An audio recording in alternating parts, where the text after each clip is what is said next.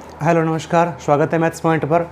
हम class 9th की maths की वर्कबुक सॉल्व कर रहे हैं, जिसमें वर्कशीट नंबर 36 प्रश्नावली 7 त्रिभुज सर्वांग समता का दूसरा नियम एस नियम साइड एंगल साइड भुजा कोण भुजा नियम। दो भुजाएं बराबर होनी चाहिए और बीच का कोण बराबर होना चाहिए दोनों त्रिभुजों में, तो वो दोनों त्रिभुज सर्वांग सम होंगे। पहला सवाल है चतुर्भुज ए सी बी डी में ए सी बराबर ए डी, ये ए सी भुजा इस ए डी भुजा के बराबर है दोनों, इसका मतलब यही है। और ए बी जो है, ये ए बी रेखाखंड है, ये कोण ए को, इस पूरे कोण को समद्विभाजित कर रहा है। समद्विभाजित का मतलब यहाँ से लेकर ऊपर वाला ये जो कोण है इस कोण के बराबर है। ऊपर वाले कोण का नाम है सी ए बी और नीचे वाले कोण का नाम है बी ए डी, ये दोनों कोण बराबर है। समद्विभाजित का मतलब ये है। अब हमें सिद्ध ये करना है कि त्रिभुज ए बी सी को सर्वांग सम सिद्ध करना है त्रिभुज ए बी डी के साथ। ए बी सी ये वाला ऊपर वाला त्रिभुज और ए बी डी नीचे वाला त्रिभुज, दोनों को सर्वांग सम सिद्ध करना है और फिर बताना है कि बी सी और बी डी के बारे में भी आप क्या कह सकते हैं। तो चलिए इन दोनों त्रिभुजों को सर्वांग सम सिद्ध करना है, इस नियम से सिद्ध करेंगे।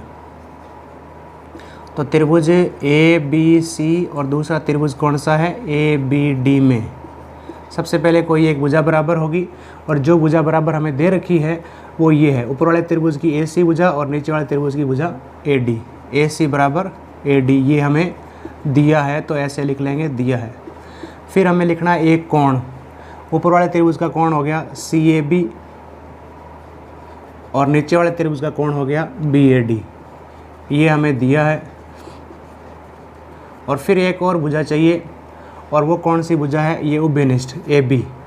ए बी भुजा ऊपर वाले त्रिभुज की है और ए बी भुजा नीचे वाले त्रिभुज की भी है, तो ए बी बराबर ए बी उभयनिष्ठ भुजा हुई। तो सबसे पहले भुजा, फिर कोण, फिर भुजा। भुजा कोण भुजा नियम से त्रिभुज ए बी सी सर्वांग सम त्रिभुज ए बी डी, दोनों त्रिभुज सर्वांग सम हो गए। फिर सर्वांग सम त्रिभुजों की संगत भुजाएं समान होती है, बराबर होती है, संगत कोण भी बराबर होते हैं। तो आप लिखेंगे यहाँ पर सर्वांग सम त्रिभुजों की संगत भुजाएं बराबर होती है, संगत भुजाएं बराबर होती है। तो संगत भुजा कौन सी, तीसरी जो भुजा बच गई है इस त्रिभुज की बी सी बराबर इसकी बी डी। तो यहाँ पूछा था कि बी सी और बी डी के बारे में क्या कह सकते हैं, तो बी सी और बी डी दोनों बराबर होंगे। दूसरा है ए बी सी डी, एक चतुर्भुज है यहाँ पर, ये ए डी बराबर बी सी, ये भुजा ए डी बराबर बी सी दिया है और एक कोण भी बराबर दिया हुआ है। कौन सा, डी ए बी, ये ए बिंदु पर पूरा कोण, सी बी ए बी बिंदु पर पूरा कोण, दोनों बराबर है। तो ये तीन चीज़ें सिद्ध करनी है। सबसे पहले है त्रिभुज ए बी डी और दूसरा त्रिभुज है बी ए सी, इनको सर्वांग सम सिद्ध करेंगे।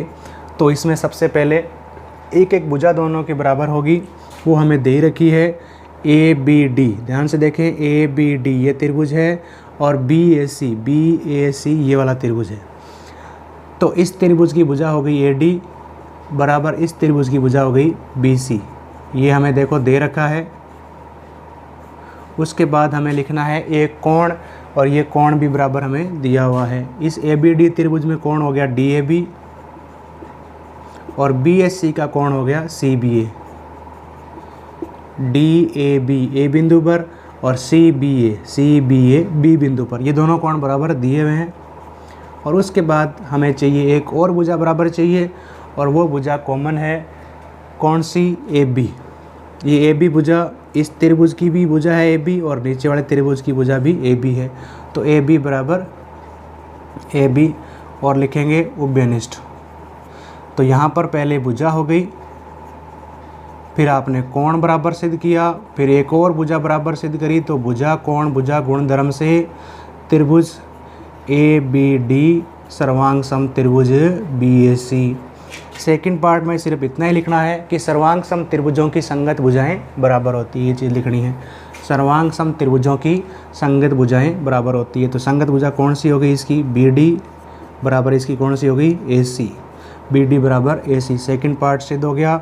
तीसरा लिखना है सिर्फ सर्वांग सम त्रिभुजों के संगत कोण बराबर होते हैं। अगर आप दो त्रिभुज सर्वांग सम हो गए हैं तो उसकी संगत भुजा बराबर होगी और संगत कोण भी बराबर होते हैं। सर्वांग सम त्रिभुजों के संगत कोण बराबर होते हैं।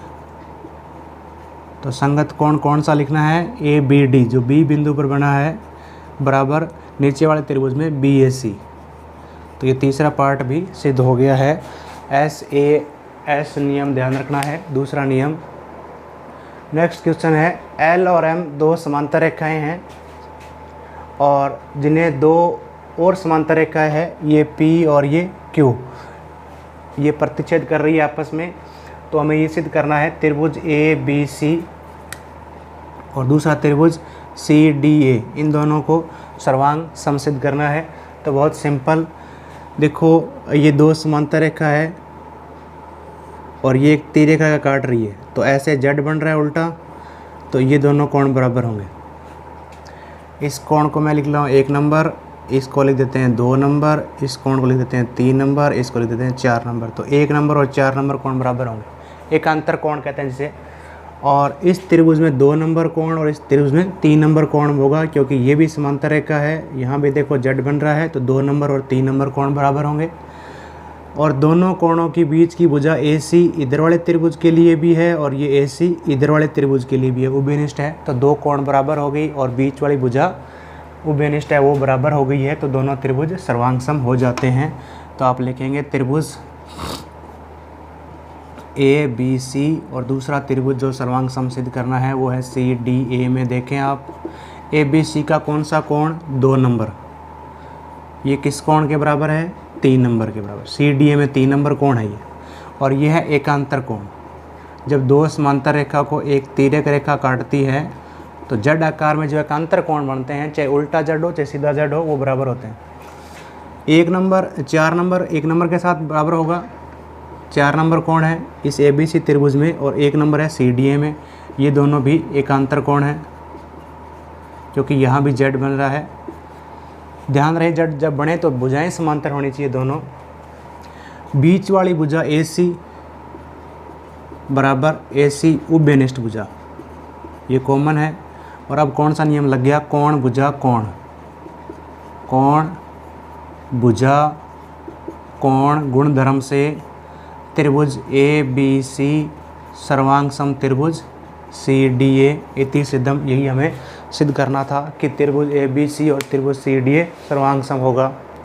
लास्ट सवाल है, AB एक रेखाखंड है, P इसका मध्य बिंदु है। AB एक रेखाखंड है, P ये मिडिल पॉइंट है, तो ध्यान रहे ये AP और BP बराबर हो जाएगी।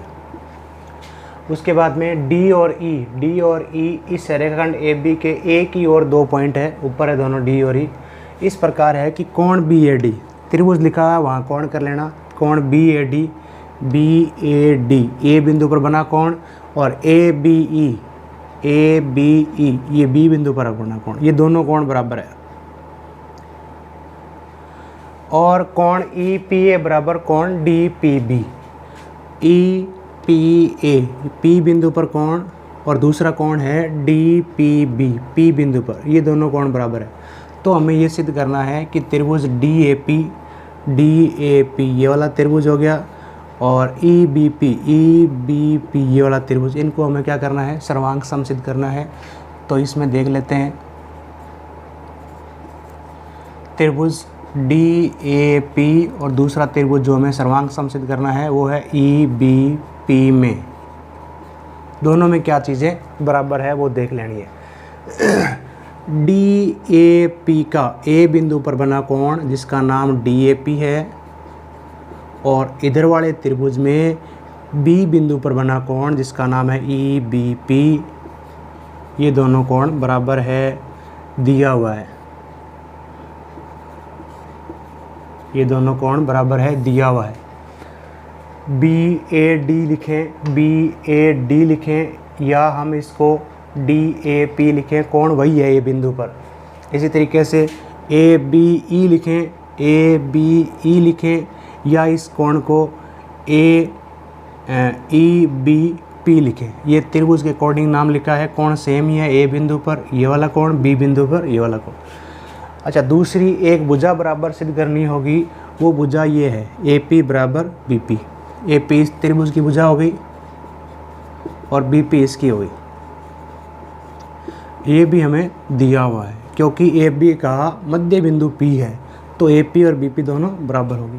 एक कोण और बराबर सिद्ध करना है, वो हमें कौन सा कोण करना होगा, DPA ये पूरा कोण, और इस त्रिभुज में EPB ये पूरा कोण बराबर सिद्ध करना होगा। जबकि ये दोनों कोण बराबर दिए हुए हैं तो बीच वाला दोनों में जोड़ देंगे। तो इस कोण का नाम क्या दिया हुआ है, APE, कोण APE बराबर कौन सा कोण दिया हुआ है, DPB, ये हमें दिया है। और अगर दोनों में ये बीच वाली चीज़ जोड़ दें, बीच वाला कोण कौन सा है, EPD, यानी प्लस कर दें EPD, इधर भी EPD, ये कोण प्लस कर दें। तो अब देखो APE ये वाला कोण और EPD ये वाला कोण, ये मिलकर ये पूरा कोण बन जाएगा APD, जो कि इस त्रिभुज का कोण हो गया। इसी तरीके से DPB इस कोण में ये बीच वाला कोण जोड़ देंगे तो पूरा कोण बन जाएगा BPE, जो कोण है वो इस त्रिभुज का है। तो अब कौन सा नियम लग गया, कोण भुजा कोण, कोण भुजा कोण गुणधर्म से त्रिभुज DAP सर्वांग सम त्रिभुज EBP। सेकंड पार्ट में लिखना है कि सर्वांग सम त्रिभुजों की संगत भुजाएं बराबर होती है। तो ये संगत भुजा है AD बराबर इसकी BE, बस सेकंड पार्ट में यही सिद्ध करना है, AD बराबर BE। सर्वांग सम त्रिभुजों की संगत भुजाएं बराबर होती है।